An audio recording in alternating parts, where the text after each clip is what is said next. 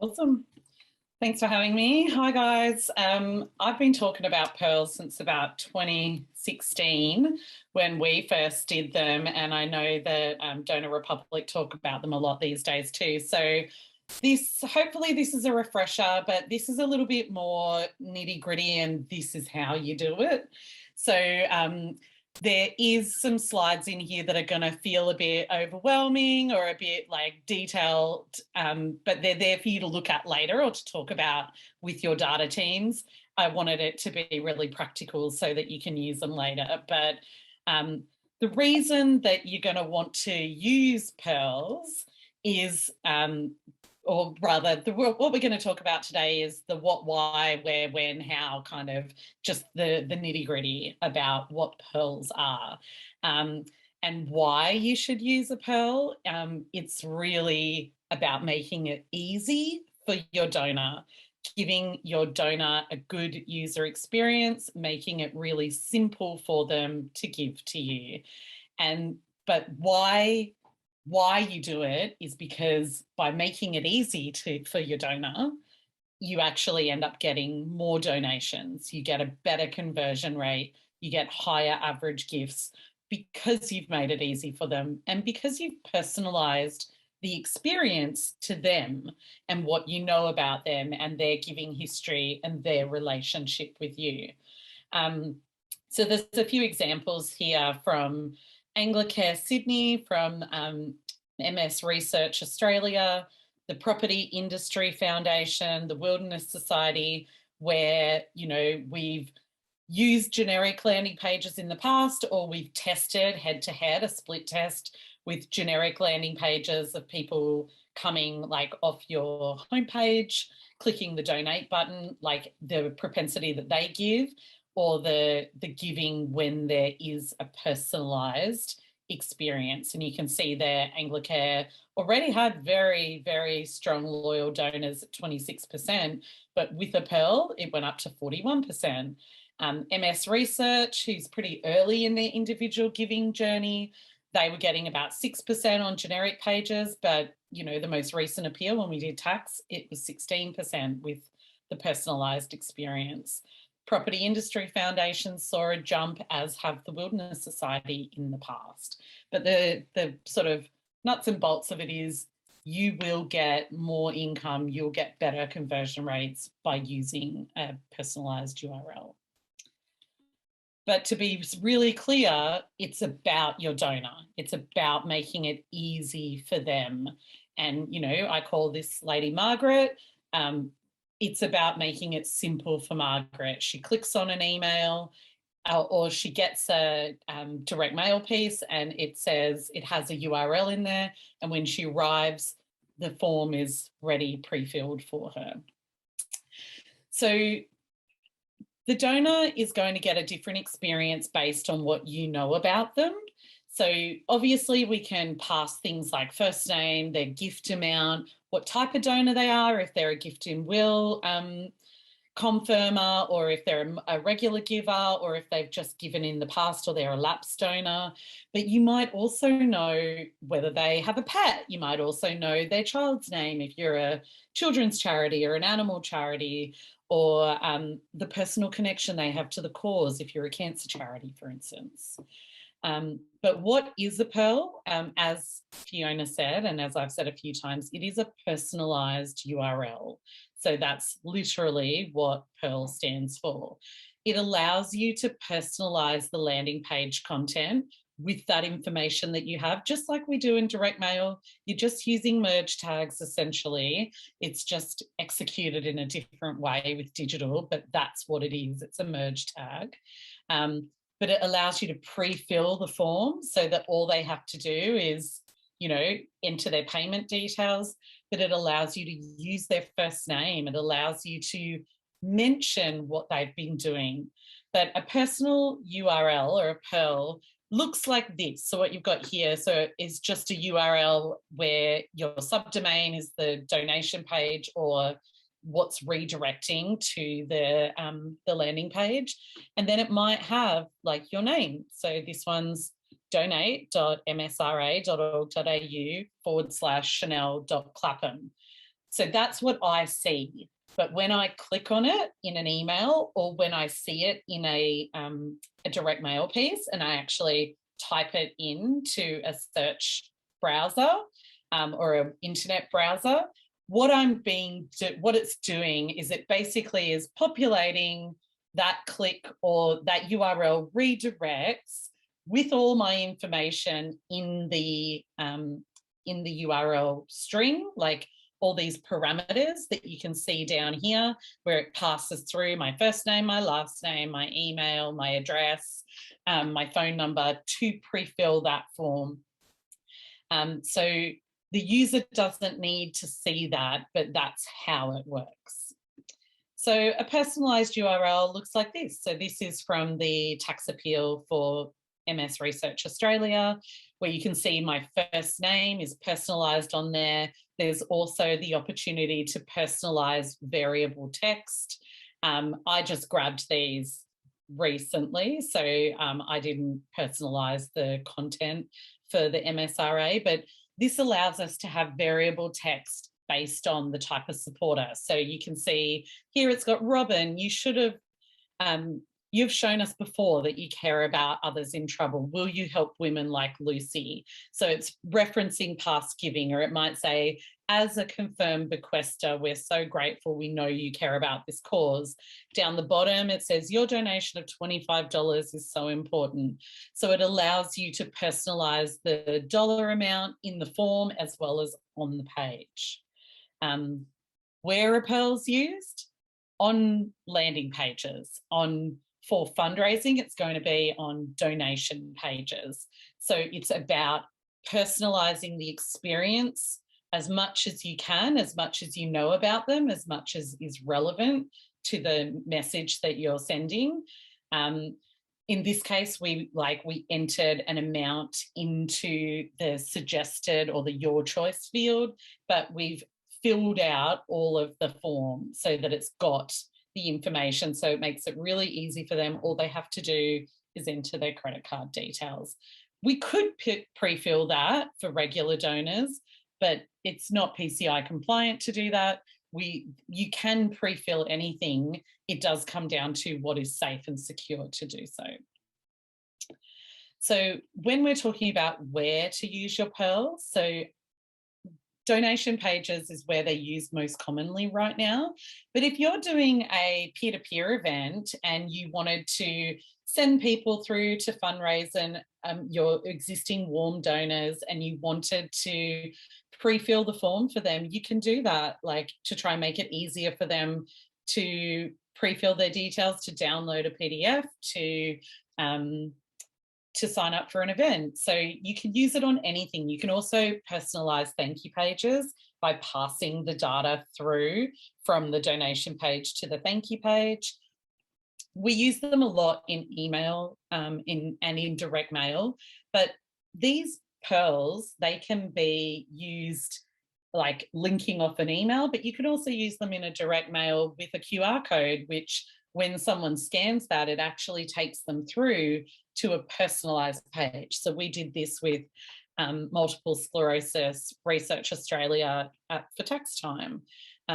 We had a pretty low take-up of people actually donating off the scan, but we know that people's comfort levels with QR codes has increased.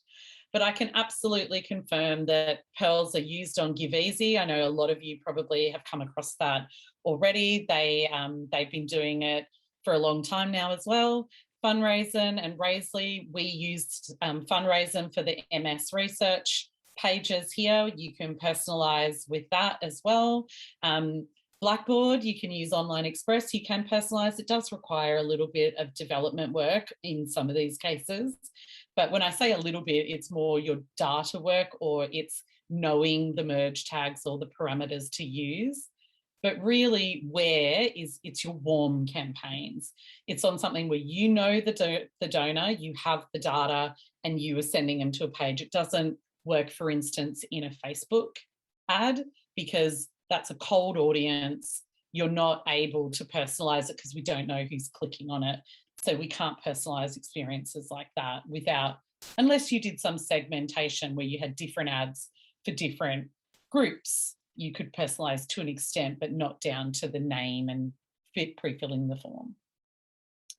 So this is how it might look in a direct mail piece. So this is an example from Anglicare where you can see where the arrow is pointing, it shows the personal URL. So it's like donate.anglicare.org.au/Chanel Clapham.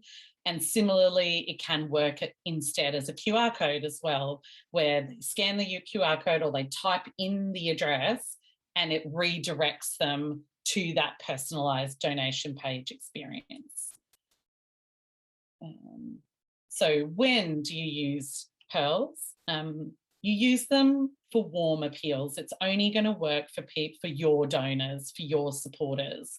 They don't have to be donors. They can just be people in your newsletter database. You just might have less information on them, for instance. You might not have their address. You may not have their phone number. So you can only pre-fill the information that you have. And you need to be careful not to overstretch. Like sometimes it can be difficult to use variable text if you don't know enough, or if your first name is just using an initial, you're going to have problems where some things just don't read well. So there's always exceptions or, you know, some due diligence that needs to be done. But mostly we're using PURLs in appeals to click from the email as well, and to pre-populate the landing page, but also in direct mail. For your donors where you have a credit card token and you wanted to do a monthly gift ask, for instance, an upgrade ask where you could send a regular gift, a donation, an email. Sorry, guys. I'm trying to keep it short and fast. So that you could send an email to all of your monthly donors and say, and maybe segment them into $1 upgrades, $5 upgrades, $10 upgrades, whatever. And I'd say to them, you know, please click this and we can update your monthly gift. You could pre-fill the form like that because you have the token. You wouldn't need to ask them to enter their details. You could pre-fill a supporter survey. You could pre-fill a peer-to-peer registration, a gala dinner, a petition or something. Like you can pre-fill anything, but generally we're using it in appeals primarily. How do you create a PURL? So this is really the $64,000 question. So here's an example from MS Research where it's, you know, it's got the URL, it then has, you know, my Chanel.Clapham. That's what they would see. But once they click on that, what it's doing is populating, all of this has been populated in the background. So the one in yellow here is the campaign tracking that I'm using in Google Analytics, that I'm using to track my digital campaign so that I can see it's coming from donors, it's coming from email, it's the Christmas Appeal 20 EDM 1. The content was Wave 1 and, you know, a term if you have it. The blue stuff is my personal information that it is going to use those merge tags to pre-fill either on the in the copy or in the donation form. When we get to this grey section, there is the information you need to send back for your reporting. So the constituent ID, the appeal ID, the package ID, things that you're going to want for your CRM. And then the green at the end is the variable text. So you can have 1 or 2 or 3 of these, but, you know, it's like, you know, you've supported us so generously in the past, will you help us now? But the PURL looks like this, and you need a data person to be able to help you populate that. So what it is, as I showed you before, you've got donor details, you've got campaign ID, you have variable text, and you have donor tracking. So you need the support of your data specialist to be able to create these PURLs. You can do it, but we can also do it, or other agencies can help you with this, but it is possible for you to do it yourself. Or as an organisation, you do just need to have someone with the data skills that can create the URLs for each individual. How you add the variable text is, you know, just like you would in a direct mail campaign. So you've got the different kinds of donors, the segments that you're using, whether it's current cash donors, lapsed regular givers, bequest confirmed, high value donors, and you have different text that is going to go into your landing page or into your email. You can pass both. You can pre-fill the email with variable text 1 and pre-fill the landing page with variable text 2. But it means that we can have that individualized experience for each person. So for me, you've just got to use PURLs if you want to get more money, increase your conversion rate, but ultimately give your donors a good experience, make it easy for them, you know, take away all the barriers. So why? Because of those, it brings in more income, which is our job as fundraisers. What? They're URLs that the user can either type in or they can click on that will pre-populate or personalize the landing page or the donation page experience for them. It is absolutely for your donors, but obviously the organisation is going to get a lot of benefit from it, but it's only going to work for people you have data for. It's not going to work for a cold audience. Where do you use it?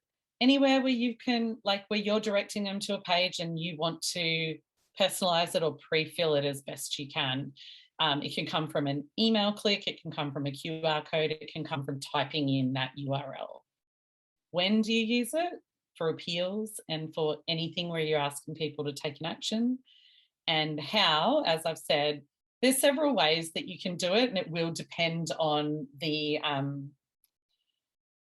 how much data you want to pass through. It'll depend on the platform that you're using. It'll depend on your CRM structures. Like those examples that I showed you, that's going to be what works for one organisation, but you're all going to have different naming conventions, but the general framework is going to be very similar. You just have to customize it to your organisation.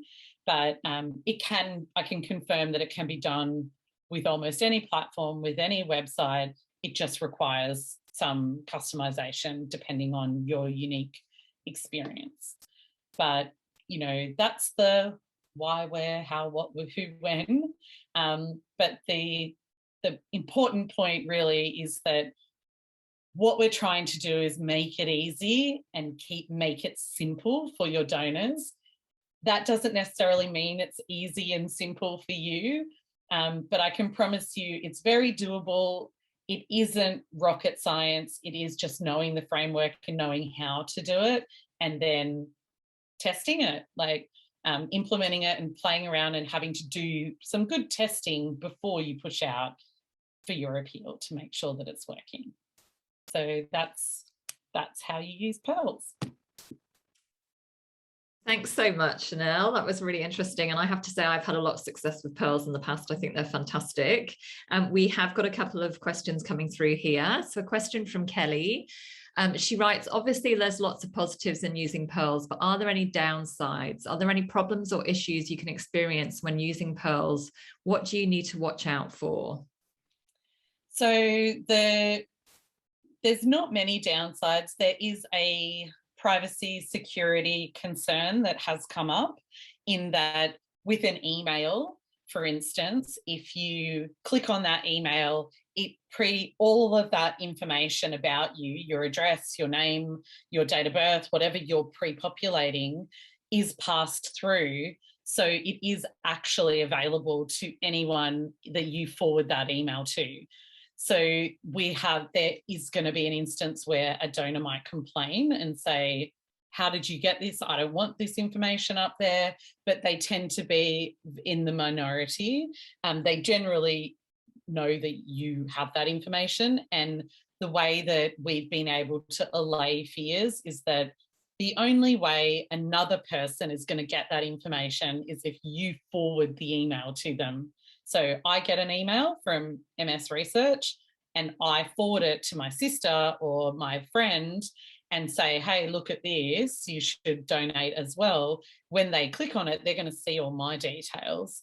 But I have initiated that. I have forwarded it on to them. Obviously, if you get it wrong, it's somewhere in the data work, and, you know, I get Chanel.Clapham, but when I open it up, it says all Fiona's details. There is the possibility of like human error where you make a mistake. But again, that's why you need to do testing beforehand. You need to rigorously make sure that you're doing it right.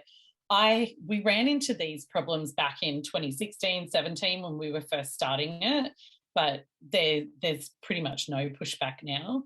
The only other negative that comes to mind is sometimes I get a better result with not putting a dollar amount suggestion in, like just having the generic donate now gets a better average gift and a higher conversion rate than saying, will you, Fiona, donate $79?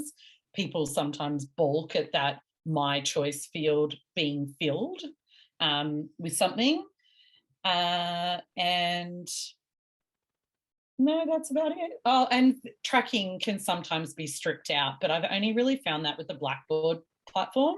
And it was something that happened in the past. It's been fixed, but sometimes when we want that, like, did it come from email 1, 2, 3, or 4, that donation, sometimes because of all those parameters, some platforms strip out the tracking code that we want, but I haven't come across that recently. Okay, thanks, Chanel. Another question here. Does how much you personalize have an impact? For example, if you just use the name, will it be as effective or not quite as effective as including more personalization? The biggest personalization is the pre-filling of the form. That's the thing that makes it the easiest. So pre-filling the form is what you should prioritize. Using first name, there is definitely where you can over-personalize, and mostly you start to overcomplicate with variable text. So keeping only 1 or 2 variable text mentions in there that's not first name or donation amount. I like to use and have good success with using the first name several times. I know a lot of organisations will just do it once, like in the headline, or once in an email. I find using it throughout the copy, just like we do in direct mail, gets a better response. But it is, I would say, online, rule of thumb is that people still just skim. They're not reading everything in great detail. But you got to know your donors. If your donors are largely 70, 80 plus, they are reading in detail. And we can tell by how long they spend on the page. They're spending 3-4 minutes on a page, whereas the others might be like 1 minute 10, and that's including the donation. So I would personalize, but keep it in the top couple of paragraphs is the most important, and pre-filling the form. Okay. A question from Justine. How much time does this add to getting a campaign ready if you use PURLs? It depends on the size of your database. So for 10,000 records, you know, it could be spat out in a few hours. Like MS Research, where they've got the whole May 50K donor base that they're doing sometimes, it can take 24 hours just to pull the list. So if you make a mistake, it can be incredibly, it could just mean that you have to shift your timings. But the actual creation of it is probably like actually setting the framework and pulling the data that you want is not time consuming. It's more, once you know the process, it's quite simple, but the size of your database can affect how much you pull. But generally we do it once at the start of a campaign and we use the same data list the whole time. We just remove people that give or that unsubscribe, but we're not creating new ones. The only thing that would change throughout a campaign might be the variable text. So email 1, email 2, email 3, email 4, we might have different variable text, but we tend to not change the donation page as much, because even if you send 5 emails, quite often people are only going to click on one or two of those over that time. So you need to vary the emails, but not necessarily the landing page as much. Okay, fantastic.